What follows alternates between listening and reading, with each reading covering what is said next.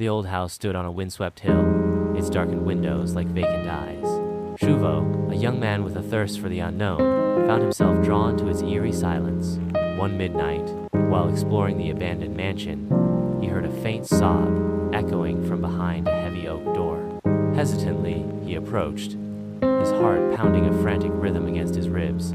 He pressed his ear against the cold wood, the weeping growing louder, more distinct. A woman's voice, barely a whisper, pleaded, "Please, help me." Curiosity and a surge of compassion battled within him. He reached for the handle, his hand trembling.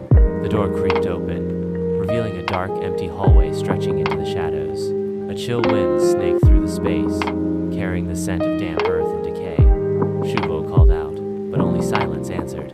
Then he saw it, scrawled on the wall in crimson paint. "You opened the door to my cries.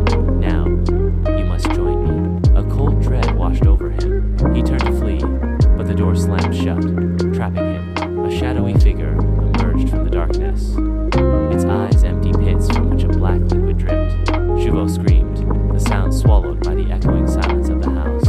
He was alone, trapped in the house's chilling embrace. The chilling laughter of the shadowy figure, now a constant presence. Days turned into weeks, with Shuvo's frantic pleas for help echoing endlessly in the desolate halls, only to be met by the chilling laughter that promised eternal imprisonment.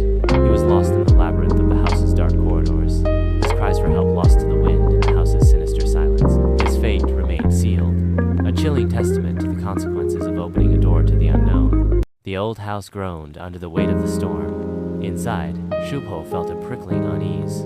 A chilling wail pierced the night, echoing from the depths of the house. He froze, every hair on his body standing on end. The sound intensified, morphing into a cacophony of cries. Fear gripped him. He wanted to run, to escape the growing terror, but his body refused to obey. He tried to scream, but only a choked gasp escaped his lips. A shadow, dark and formless, materialized in the flickering candlelight, its edges indistinct and menacing. The floor trembled, the walls seemed to breathe, and the air grew thick with dread.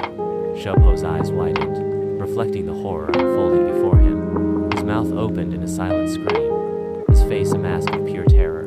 The light sputtered and died, plunging him into absolute darkness. The storm raged outside, mirroring the